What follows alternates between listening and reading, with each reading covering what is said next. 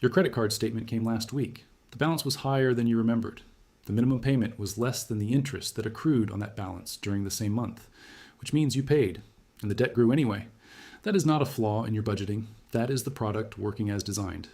Last year, American households collectively paid over $250 billion in credit card interest and fees alone. Not principal, interest. Money for nothing. The average American household carries around $6,500 in revolving credit card debt at roughly 21% APR.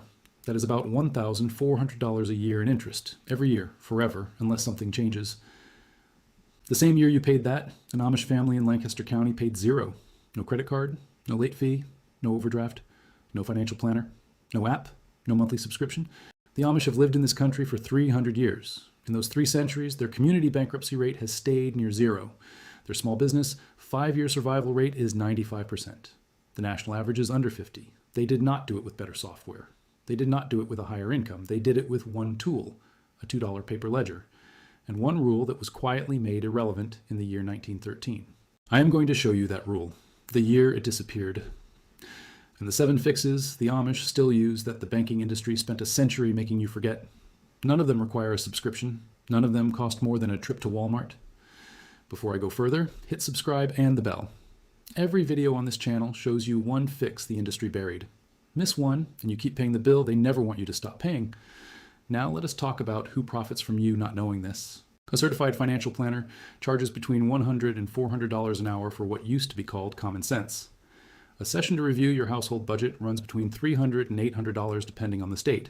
In a country where the median household already lives paycheck to paycheck, that fee is itself a symptom of the problem. Americans pay around $300 a year per household on average on budgeting apps, financial software, and subscription tools to help them manage money they already own. The same households that pay over $250 billion to the credit card industry. The same households that pay $12 billion a year in overdraft fees on accounts they already have. The single largest source of profit for American retail banks is not business lending. It is consumer debt, interchange fees, late fees, penalty APRs, overdraft protection, extended warranties, and minimum payment interest. The model is not complicated. You do not track your money. They do. They charge you a fee every time the abstraction becomes a problem. Overdraft fee, late fee, minimum payment interest, cash advance fee, monthly maintenance charge, annual card fee, origination fee, inactivity fee, foreign transaction fee, returned payment fee. None of these exist in a cash economy with a paper ledger. Every single one of them requires the same condition to be profitable. You do not know what you have? Stop. If you're serious about this, here's what I could not fit in the video. The exact one-page ledger template the Amish use, ruled by category, with the rule printed on the cover so you see it every time you open it. The 7 ordning principles on debt, money, and household bookkeeping, translated out of Pennsylvania Dutch and written plainly so you can post them on your fridge. The 1913 legislative timeline that quietly rewired American household finance, with the specific amendments, the committee records, and the bankers who pushed them. It is all in the suppressed file, step by step. Scan the QR code on your screen or hit the first link in the description and get it now. Let me keep going. Now the year the Federal Reserve Act was signed into law on December 23, 1913 by President Woodrow Wilson. Before that year, American banking was decentralized. There was no central bank. Credit was limited by what an institution actually held on hand. Almost every American household kept a ledger, not a metaphor, an actual paper book with 2 columns. Money in on one side, money out on the other, balanced weekly, reviewed monthly. You cannot spend what is not written in your own hand. That was the rule. It was not an Amish rule. It was the American rule. After 1913, the system changed. The new Federal Reserve allowed member banks to lend multiples of their actual reserves. Elastic currency, fractional reserve credit expansion. The structural incentive flipped. The more credit a bank created, the more profit it generated. The ledger did not die in 1913. It took decades. The 1920s normalized consumer credit. The 1950s mainstreamed the credit card. The 1980s quietly erased the line between household savings and household debt.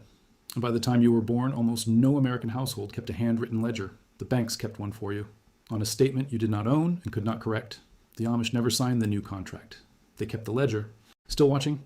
Then you already know most people will finish this video, feel inspired, and change nothing by Monday. That is the bet the banks make on you every single month. The inspiration passes. The minimum payment does not. It is all in the file the banking industry hates. Scan the QR code on your screen or hit the first link in the description. Back to the fix. 7 fixes. Everyone costs under $5 to start. Everyone is still standard Amish practice today. Everyone was normal American practice before 1913. I will give you the tool, the real cost, and the rule for each one. Fix 1. The paper ledger itself. A certified financial planner for a basic household budget review charges between $100 and $400 an hour. A budgeting app runs around $120 a year, every year, for software that tracks money you already have. Over 10 years, that is $1,200 to record your own transactions. The Amish tool is a composition notebook, $2 at Walmart. Black and white cover, ruled pages, nothing else. The same notebook a schoolchild uses for math class, the rule, written by hand on the first page, every cent in, every cent out, same day, in your own handwriting, not logged on a screen you do not own, written by you, where you have to physically look at it every time you spend. You cannot monetize a person who tracks cash. That is why no app on your phone will ever ask you to do this. The app has to hide numbers from you for the business model to work. The notebook cannot hide anything. The Amish ledger has 5 columns: date, source, or destination. Category, amount in, amount out.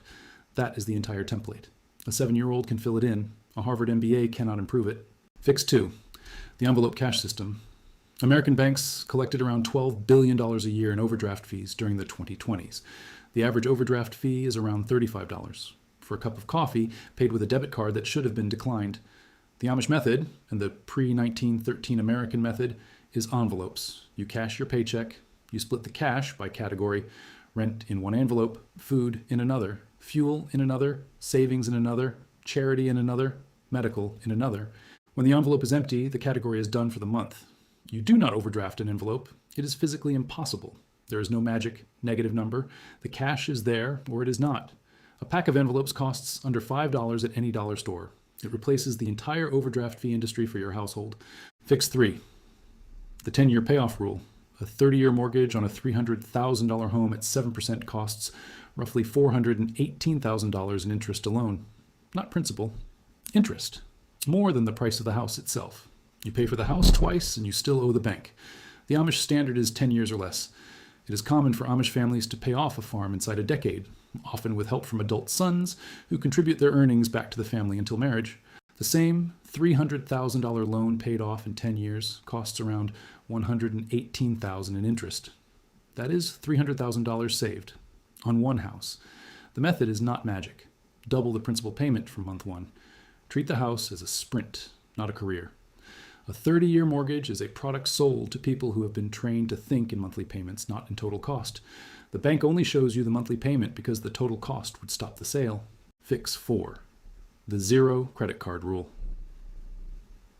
Roughly 80% of the Amish do not carry a credit card at all. The 20% who do carry one use it only for specific transactions and pay the balance in full every single month. None of them carry a revolving balance. The average American household that does carry a balance pays around $1,400 a year in interest alone. Over 20 years of carrying the national average balance, that is close to $28,000. Gone. Transferred from your family to a corporate balance sheet, enough to buy a used car outright in cash every decade. The fix is brutal and simple. Cash or debit, period. Cut the card. The credit card is not a tool for people who track their money. It is a tool designed for people who do not. The rewards points are the bait. The interest is the trap. Fix 5. The pay on time commandment. Amish Bishop Ephraim Lapp said it directly. To pay someone on time is an extension of the commandment. Do not steal. Every bill inside 30 days. Every loan on the day agreed. Not for the credit score, on principle. It is considered a moral failure in the community to make someone wait for money they are owed. There is social accountability and there is religious accountability, and both point the same direction. Credit card companies make most of their money from 2 sources: interest on carried balances and late fees. If you pay every bill on time, in full, you are not their customer. You are the product they cannot sell, which is why they will keep raising your limit until you slip.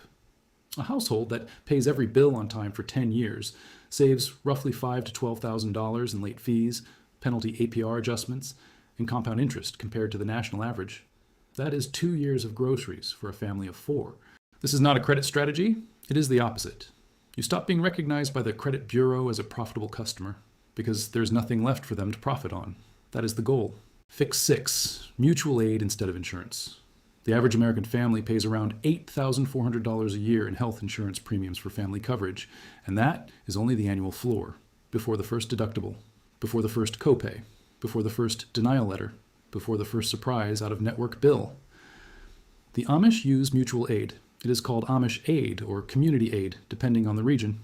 Each family contributes a much smaller amount each month, and when a major medical bill hits one family, the community covers it.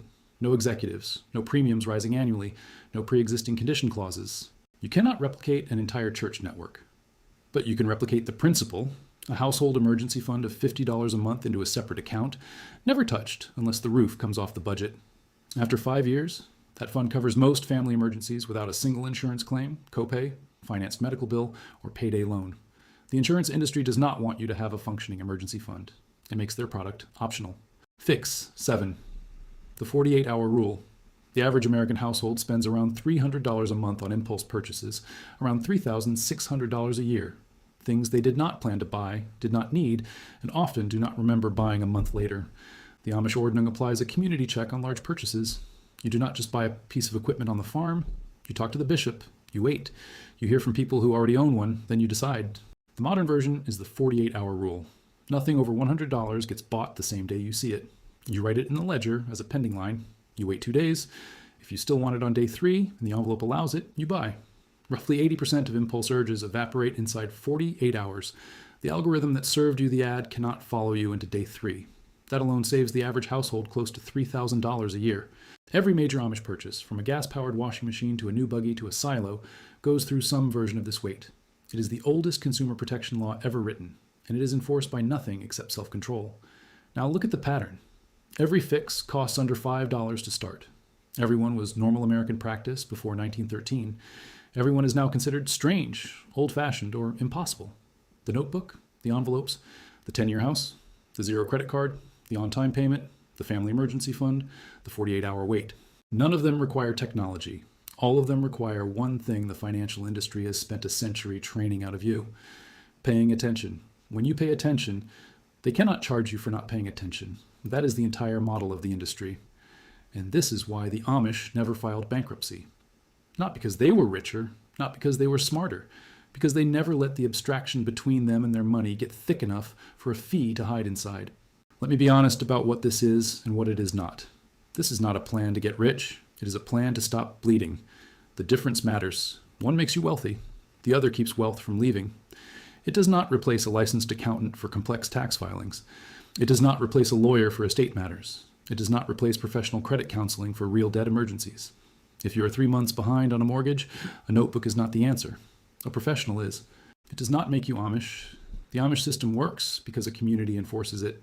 You will have to enforce it yourself. That is harder. And it will not undo years of compound interest on old debt overnight. What it does is stop the hole from getting bigger while you climb out. That is already more than most American households will ever get from a financial advisor. The Amish have done this for 300 years. No apps, no credit score, no advisor, one notebook, one rule, one discipline, applied by a family, repeated by a community, protected by a decision. And the worst they have ever dealt with is the occasional scam inside their own community. The structural bleed that drains the rest of the country does not touch them because they never opened the door to it. If this was useful, subscribe so you do not miss the next one. Everything I could not fit here is in the file the banks hate. Link in the description. QR on your screen. You are either paying interest or you are paying attention. There is no third option. The $2 notebook is the first choice. The banks made sure you would never think to open it. What your great-grandparents tracked, what the system buried, now you have it.